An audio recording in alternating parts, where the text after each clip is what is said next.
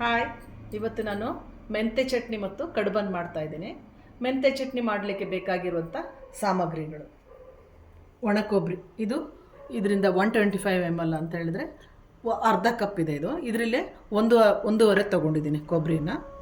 ಇದು 1 ಕಪ್ಪಷ್ಟು ಹುರ್ಗಡ್ಲೆ ತೊಗೊಂಡಿದ್ದೀನಿ. ಇದು ಖಾರದ ಪುಡಿ, ಅಚ್ಚ ಖಾರದ ಪುಡಿ. ಇದು ಮನೆಯಲ್ಲೇ ಮಾಡಿಟ್ಕೊಳ್ತಕ್ಕಂಥ ಅಚ್ಚ ಖಾರದ ಪುಡಿ. ಹೊರಗಡೆ ಮಾರ್ಕೆಟಲ್ಲಿ ಖಾರದ ಪುಡಿ ಹೇಗೆ ಸಿಗುತ್ತೆ ಅಂತ ಗೊತ್ತಿರಲ್ಲ. ಸೊ ಬ್ಯಾಡಗಿ ಮೆಣಸಿಕಾಯಿ 1 kg, ಒಂದು ಗುಂಟೂರು ಮೆಣಸಿಕಾಯಿ ಹಾಕ್ಕೊಂಡು ಮನೆಯಲ್ಲೇ ಮಾಡಿರ್ತಕ್ಕಂಥದ್ದು. ಇದು ಮೆಂತೆ ಚಟ್ನಿಗೆ ಬೇಕಾಗಿರೋಂಥ ಮೇನ್ ಇಂಗ್ರೀಡಿಯೆಂಟು ಮೆಂತೆ ಪುಡಿ. ಈ ಟೀ ಸ್ಪೂನಿಂದ 2 ಟೀ ಸ್ಪೂನನ್ನು ಕಾಲು ಟೀ ಸ್ಪೂನ್ ಇದರಲ್ಲಿ 2 ಸ್ಪೂನಷ್ಟು ನಾನು ಮೆಂತೆ ಪುಡಿ ಹಾಕ್ಕೊಂಡಿದ್ದೀನಿ. ಒಂದು 10 ರಿಂದ 15 ಕರಿಬೇವಿನ ಹೆಸರು, ಕೊತ್ತಂಬರಿ, ಅರ್ಧ ನಿಂಬೆಹಣ್ಣಿನ ಗಾತ್ರ ಹುಣಸೆಹಣ್ಣು ಮತ್ತು ಬೆಲ್ಲ, ಒಂದು 20 ಬೆಳ್ಳುಳ್ಳಿ ಹೆಸರನ್ನು ತೊಗೊಂಡಿದ್ದೀನಿ. ಈ ಎಲ್ಲ ದಿನಸುಗಳನ್ನ ಮಿಕ್ಸಿ ಜಾರ್ಗೆ ಹಾಕ್ಕೊಳ್ಬೇಕು.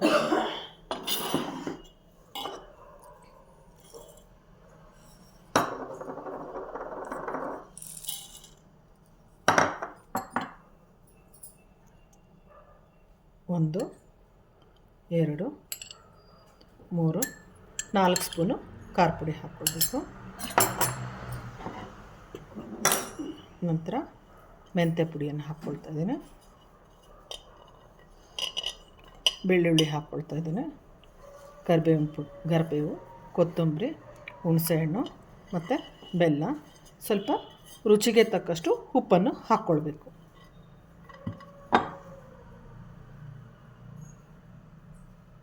ಈಗ ಚಟ್ನಿ ರೆಡಿ ಆಗಿದೆ. ಬೌಲಿಗೆ ಹಾಕ್ಕೊಳ್ತಾ ಇದ್ದೀನಿ. ಇದಕ್ಕೆ ಒಂದು ಅರ್ಧ ಕಪ್ಪಷ್ಟು ಅಥವಾ ಒಂದು 3/4 ಕಪ್ಪಷ್ಟು ನೀರನ್ನು ಹಾಕ್ಕೊಳ್ಬೇಕಾಗುತ್ತೆ. ಚಟ್ನಿ ಮಾಡುವಾಗ ಒಂದು 3/4 ಕಪ್ಪಷ್ಟು ನೀರನ್ನು ಹಾಕ್ಕೊಂಡು ಚಟ್ನಿಯನ್ನು ರೆಡಿ ಮಾಡಬೇಕಾಗುತ್ತೆ. ಸೊ ನಾನೀಗ ಇನ್ನೂ ಸ್ವಲ್ಪ ಕನ್ಸಿಸ್ಟೆನ್ಸಿಗೋಸ್ಕರ ನೀರನ್ನು ಹಾಕ್ಕೊಳ್ತಾ ಇದ್ದೀನಿ ಮಿಕ್ಸಿ ಜಾರ್ಗೆ ಹಾಕಿ. ಸೊ ಈ ಒಂದು ಕನ್ಸಿಸ್ಟೆನ್ಸಿ ಚಟ್ನಿ ಮಾಡ್ಕೊಳ್ಬೇಕು.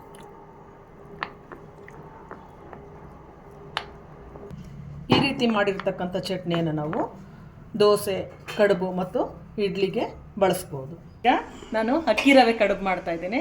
ಅದಕ್ಕೆ ಬೇಕಾಗಿರುವಂಥ ಸಾಮಗ್ರಿಗಳು: ಇದು ಅಕ್ಕಿ ರವೆ. ನಾವು ಇಡ್ಲಿ ರವೆ ಅಂತ ತೊಗೊಳ್ತೀವಲ್ಲ ಶಾಪಲ್ಲಿ, ಆ ರವೆ. ನಾವು ಮನೆಯಲ್ಲೇ ರವೆ ಮಾಡ್ಕೊಳ್ತೀವಿ ಆ್ಯಕ್ಚುಲಿ. ಈ ರವೆನ ಹೊರಗಡೆಯಿಂದ ತೊಗೊಂಡು ಬಂದಿದ್ದು ಇಡ್ಲಿ ರವೆ ಆದರೆ 3 ರಿಂದ 4 ಸರಿ ತೊಳೆದ್ಬಿಟ್ಟು ಈ ಥರ ಇಟ್ಕೋಬೇಕಾಗುತ್ತೆ. ನಂತರ ಅದಕ್ಕೆ ನಾವು ಇಷ್ಟು ಅನ್ನ, ಅಂದರೆ 1 ಪಾವ್ನಷ್ಟು ಅನ್ನ, ರೈಸ್ ಮಾಡಿರ್ತಕ್ಕಂಥ ಅನ್ನವನ್ನು ಮಿಕ್ಸಿ ಮಾಡಿ ಇಟ್ಕೊಂಡಿದ್ದೀನಿ. ಹಾಗೆ ರುಚಿಗೆ ತಕ್ಕಷ್ಟು ಉಪ್ಪನ್ನು ಹಾಕ್ಕೊಳ್ಬೇಕಾಗುತ್ತೆ. 2 ಕಪ್ಪು ನಾನು ರವೆ ಹಾಕ್ಕೊಂಡಿದ್ದೀನಿ. 1 ಗ್ಲಾಸ್ ಅನ್ನವನ್ನು ಅಕ್ಕಿಯಿಂದ 1 ಗ್ಲಾಸ್ ಅಕ್ಕಿ ಇಟ್ಕೊಂಡು ಅನ್ನ ಮಾಡ್ಕೊಂಡಿದ್ದೀನಿ. ರಾತ್ರಿ ಅನ್ನ ಮಿಕ್ಕಿದ್ರೆ ಅದನ್ನು ಹಾಕ್ಕೋಬೋದು. ಇಲ್ಲದೇ ಇದ್ದರೆ ಕುದಿಯೋವಂಥ ನೀರಿಗೆ ರವೆ ಹಾಕ್ಕೊಂಡು ಮಾಡ್ಕೋಬೋದು. ಸೊ ಈಗ ಇದನ್ನು ನಾನು ಚೆನ್ನಾಗಿ ನಾದ್ಕೋಬೇಕು. ಇದು ಅರ್ಧ ಟೀ ಸ್ಪೂನ್ ಇದೆ. ಸೊ ನಾನು ಇದರಿಂದ 2 ಸ್ಪೂನಷ್ಟು ಇದು ಹಾಕ್ಕೊಳ್ತೀನಿ, ಅಂದರೆ 1 ಟೀ ಸ್ಪೂನಷ್ಟು ಉಪ್ಪನ್ನು ಹಾಕ್ಕೊಂಡಿದ್ದೀನಿ.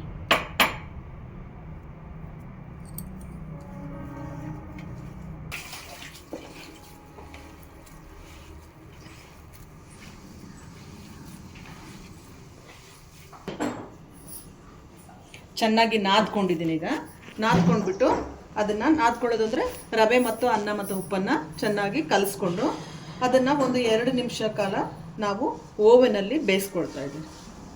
2 ನಿಮಿಷಗಳ ಕಾಲ ಈ ಬಟ್ಟೆ ಹಾಕ್ಬಿಟ್ಟು ಸ್ವಲ್ಪ ಮೇಲ್ಗಡೆ ಗಟ್ಟಿ ಆಗುತ್ತೆ.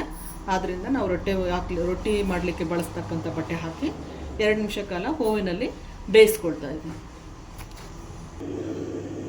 ಈಗ ಓವೆನಲ್ಲಿ 2 ನಿಮಿಷಗಳ ಕಾಲ ಬೇಯಿಸ್ಕೊಂಡು ನಾನು ಮತ್ತೆ ಪರಾತ, ಅಂದರೆ ಕೊಣಗಿಗೆ ಹಾಕ್ಕೊಳ್ತಾ ಇದ್ದೀನಿ. ಅದು ಸ್ವಲ್ಪ ತಣಿಬೇಕು. ನಾನು ಇನ್ನೊಂದು ಸರಿ ಕ್ಲಿಯರಾಗಿ ಹೇಳ್ತಾ ಇದ್ದೀನಿ. ಈ ಕಪ್ಪಿನಿಂದ 2 ಕಪ್ ರವೆ ಹಾಕ್ಕೊಂಡಿದ್ದೀನಿ, 1 ಕಪ್ಪು ಅನ್ನ ಹಾಕ್ಕೊಂಡಿದ್ದೀನಿ. ಅಕ್ಕಿಯನ್ನು ಬೇಯಿಸ್ಕೊಂಡು, 1 ಕಪ್ ಅಕ್ಕಿಯನ್ನು ಬೇಯಿಸ್ಕೊಂಡು ಅನ್ನ ಮಾಡಿ ಮಿಕ್ಸಿ ಮಾಡಿ ಹಾಕ್ಕೊಂಡಿದ್ದೀನಿ. ಅದೇ ರೀತಿಯಲ್ಲೇ ಮಾಡಿ ನಿಮಗೆ ಸ್ಮೂತಾಗಿ ಬರುತ್ತದೆ ಕಡುಬು.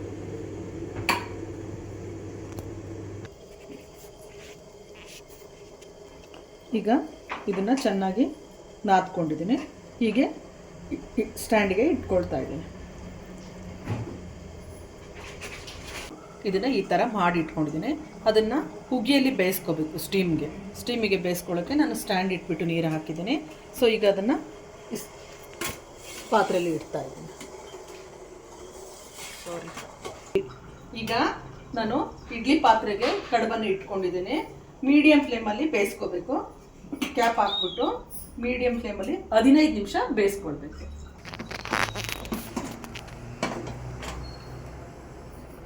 ಈಗ 15 ನಿಮಿಷ ಆಗಿದೆ.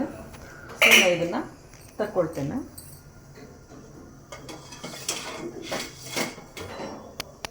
ತಕ್ಕೊಂಡು ಈ ಥರ ಇಡಬೇಕು. ಈಗ ನಮ್ಮ ಹತ್ರ ಏನಾದರೂ ಈ ಥರ ಸ್ಟೀಮಿಂಗ್ ಸ್ಟ್ಯಾಂಡ್ ಇಲ್ಲ ಅಂದರೆ ಈ ಥರ ಇಡ್ಲಿ ಸ್ಟ್ಯಾಂಡಲ್ಲೂ ಸಹಿತ ಕಡುಬನ್ನು ಇಟ್ಕೋಬೋದು. ಈ ಪ್ಲೇಟ್ಗಳಲ್ಲಿ ನಾನು ಸಿಂಗಲ್ ಆಗಿ ಇಟ್ಕೊಂಡಿದ್ದೀನಿ. ಮೇಲ್ಗಡೆ ಪ್ಲೇಟಲ್ಲಿ ಹೆಚ್ಚಾಗಿ ಇಟ್ಕೊಂಡಿದ್ದೀನಿ. ಈಗ ಇದನ್ನು ನಾನು ಇನ್ನೊಂದು ಬಾರಿ ಬೇಯಿಸ್ಕೊಳ್ಲಿಕ್ಕೆ ಇಡ್ತಾಯಿದ್ದೀನಿ. ಒಟ್ಟು 15 ನಿಮಿಷ ಬೇಯಿಸ್ಕೊಬೇಕು. ಮತ್ತು ಈಗ ಚಟ್ನಿ ರೆಡಿಯಾಗಿದೆ, ಕಡುಬಿನ ಚಟ್ನಿ.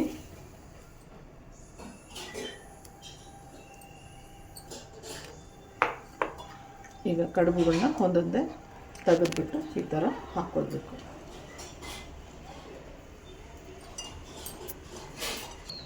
ಈಗ ಕಡುಬು ರೆಡಿಯಾಗಿದೆ, ಚಟ್ನಿನೂ ರೆಡಿಯಾಗಿದೆ. ಇದಕ್ಕೆ ಸ್ವಲ್ಪ ತುಪ್ಪವನ್ನು ಹಾಕ್ಕೊಂಡು ಟೇಸ್ಟ್ ಮಾಡಬೇಕು. ಸೊ ನೀವು ಮನೇಲಿ ಇದೇ ಥರ ಮಾಡಿ ನೋಡಿ, ಟೇಸ್ಟ್ ನೋಡಿ, ಹಾಗೆ ಶೇರ್ ಮಾಡಿ, ಲೈಕ್ ಮಾಡಿ.